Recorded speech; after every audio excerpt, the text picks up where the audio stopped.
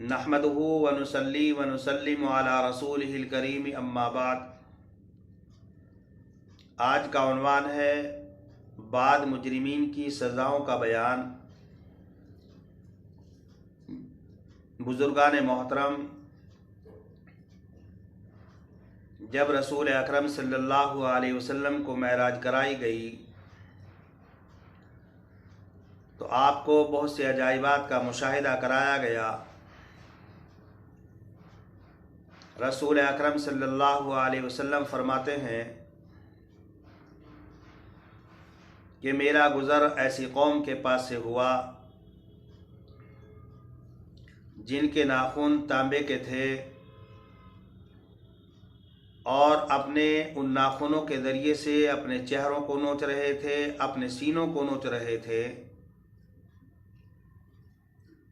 मैंने जिब्राइल से पूछा, ये कौन लोग हैं?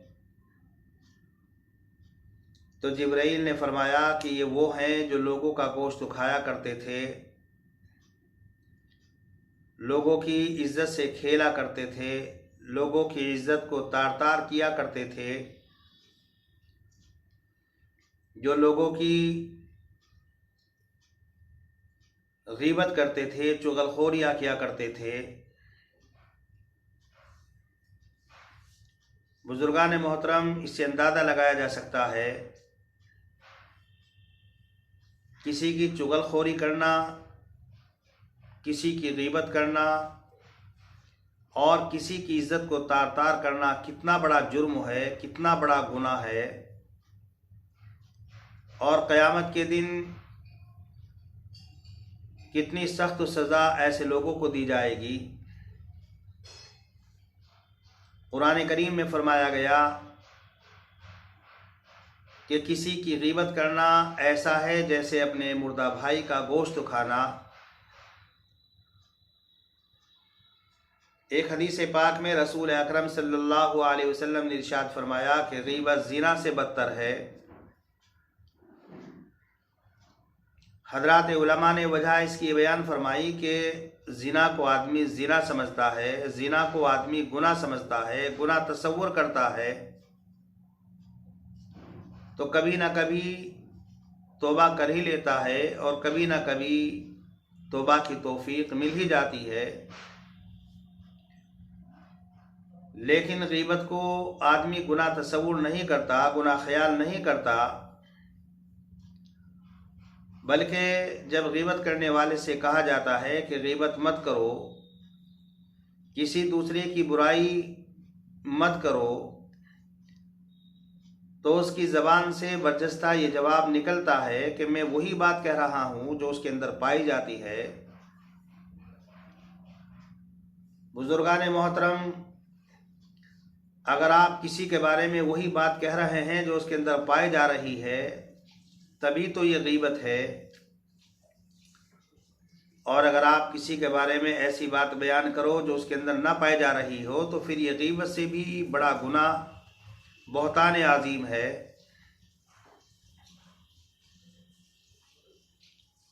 और ये गीबत असर हादिर में, दौर हादिर में इतना आम होता हुआ जा रहा है कि आवाम तो आवाम है, खवास की महफिल और मजलिस भी गीबत के गुनाह से पाक और साफ नहीं है। फिर रसूल अकरम सल्लल्लाहु अलैहि वसल्लम फरमाते हैं कि मेरा गुज़र ऐसे लोगों के पास से हुआ कि जो आग की कैंचियों से अपने होठों को तराश रहे थे, अपने होठों को काट रहे थे। रसूल अकरम सल्लल्लाहु अलैहि वसल्लम फरमाते हैं कि मैंने जिब्राइल से मालूम किया कि ये कौन लोग हैं। तो जिब्राइल ने फरमाया कि ये आपकी उम्मत के खुतबा हैं, आपकी उम्मत के वाइज़ीन हैं। ये वो हजरात हैं जो मिंबर व मेहराब पर खुतबा देते हैं, लोगों को समझाया करते थे, लेकिन खुद अमल नहीं करते थे। जिनके बारे में कुरान करीम में फरमाया गया अतामुरून अन्नास बिल बिर्रि व तंसौना अनफुसकुम व अंतुम ततलूनल किताब अफला ताक़िलून। क्या तुम लोगों को नेकी का हुक्म करते हो, अपने आप को भूल जाते हो, हालांकि तुम किताब की तिलावत करते हो? क्या तुम सूझबूझ नहीं रखते? बुजुर्गान मोहतरम, यह उन खुतबा की, उन वाइदीन की सज़ा का बयान है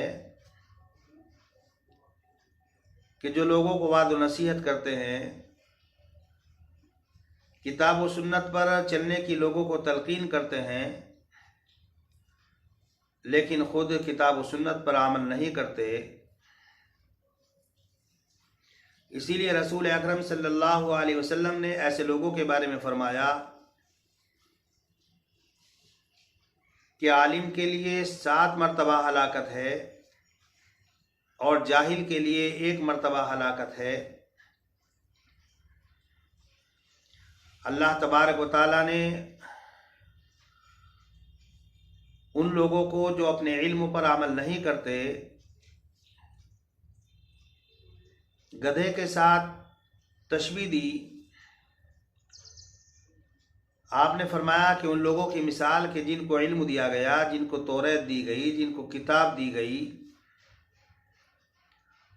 और उन लोगों ने अपने इल्म के मुक्तदा पर अमल नहीं किया, तो उनकी मिसाल गधे की तरह है कि जिसके ऊपर सोना चांदी लदा हुआ होता है, लेकिन उस सोने चांदी से उसको कोई फ़ायदा नहीं होता। इसी तरीके से वो उलमा है कि जिनके पास किताब का भी इल्म है, सुन्नत रसूलुल्लाह का भी इल्म है, लेकिन वो अपने इल्म से कोई फ़ायदा नहीं उठाते, अपने इल्म के मुक्तदा पर अमल नहीं करते। बाद हदीसों से मालूम होता है कि जब क़यामत का दिन होगा तो बरोद महशर उलमा की अतड़ियाँ निकली हुई होंगी और वो चक्की की तरह घूम रही होगी, और उसके पास में वो लोग खड़े हुए होंगे जो उस आलिम की बातों से मुतासिर होकर, उस आलिम की तकरीर से मुतासिर होकर सिरात मुस्तकीम पर गामज़न हुए, उन्होंने अमल किया। तो लोग उस आलिम से पूछेंगे कि तुम्हारी सूरत हाल ऐसी किस तरह हो गई? तो वो आलिम ये जवाब देगा कि मैं आप लोगों को समझाता था, नसीहत करता था, तकरीरें किया करता था, लेकिन खुद अमल नहीं करता था। रसूल अकरम सल्लल्लाहु अलैहि वसल्लम ने इरशाद फरमाया कि एक ज़माना आएगा कि लोग खूबसूरत आवाज़ों में, अच्छे लब व लहजों में कुरान करीम की तिलावत करेंगे, कुरान करीम को पढ़ेंगे, लेकिन कुरान करीम उनके हलक से नीचे नहीं उतरेगा, यानी इल्म के मुक्तदा पर उन हजरात का अमल नहीं होगा, कुरान पर उन हजरात का अमल नहीं होगा। रसूल अकरम सल्लल्लाहु अलैहि वसल्लम ने इरशाद फरमाया कि जिन 3 लोगों के ज़रिए से सबसे पहले जहन्नम को दहकाया जाएगा, उनमें से एक वालिम होगा जिसने कुरान इसलिए पढ़ा और पढ़ाया ताकि लोग उसको आलिम कहें, ताकि लोग उसको कारी कहें। उसका मकसद शोहरत तलबी, उसका मकसद जा और मर्तबा होगा। क़यामत के दिन अल्लाह तबारक व तआला की जानिब से पूछा जाएगा, हमने तुम्हें कुरान दिया, तुमने क्या किया? वो कहेगा कि मैंने पढ़ा और पढ़ाया। अल्लाह की तरफ से कहा जाएगा कि तुमने इसलिए पढ़ा और पढ़ाया ताकि तुम्हें आलिम और कारी कहा जाए। वो कहा जा चुका, लिहाजा उसको ऊंधे मुँह जहन्नम के अंदर डाल दिया जाएगा। बुजुर्गान मोहतरम, हम जैसे लोगों के लिए लम्हे फ़िक्रिया है कि हम लोग दूसरों को वाद व नसीहत करते हैं, दूसरों को समझाते हैं, दूसरों तक किताब व सुन्नत पहुंचाते हैं, लेकिन खुद अमल नहीं करते। अल्लाह तबारक व तआला से दुआ है कि अल्लाह तबारक व तआला हमें अमल करने की तौफीक मरहमत फरमाए। फिर रसूल अकरम सल्लल्लाहु अलैहि वसल्लम ने इरशाद फरमाया कि मेरा गुज़र शब मेराज में एक ऐसे शख्स के पास से हुआ जो नहर के अंदर तैर रहा है, और जब वो तैरता हुआ नहर के करीब आने की कोशिश करता है, नहर से निकलने की कोशिश करता है, तो नहर के किनारे पर एक शख्स तो खड़ा हुआ है जिसके हाथ में पत्थर है। वो पत्थर मारता है और तैरने वाला फिर नहर के बीच में चला जाता है। उसके साथ में यही बर्ताव किया जा रहा है। रसूल अकरम सल्लल्लाहु अलैहि वसल्लम ने जिब्राइल से पूछा, ये कौन शख्स है? तो रसूल अकरम सल्लल्लाहु अलैहि वसल्लम ने इरशाद फरमाया, ये सूद खाने वाला है। बुजुर्गान मोहतरम, सूद का खाना, सूद का इस्तेमाल करना बहुत बड़ा गुनाह है। अल्लाह तबारक व तआला ने कुरान करीम में फरमाया कि जो लोग सूद खाते हैं तो क़यामत के दिन उनकी सूरत हाल इस तरह होगी जैसे उन पर आसेब का असर हो, किसी जिन ने उनको मस कर दिया हो और खबती बना दिया हो। इसलिए कि सूद जिसको अल्लाह तबारक व तआला ने हराम करार दिया, अल्लाह तबारक व तआला सूद को मिटाता है। रसूल अकरम सल्लल्लाहु अलैहि वसल्लम ने इरशाद फरमाया कि सूद का एक दिरहम इस्तेमाल करना अपनी माँ से 36 मरतबा जिना करने से भी बदतर है। जो लोग सूद इस्तेमाल करते हैं, सूदी कारोबार करते हैं, सूद खाते हैं, उन हजरात के दिल सख्त हो जाते हैं। अल्लाह तबारक व तआला ऐसे लोगों पर मोहर लगा देता है,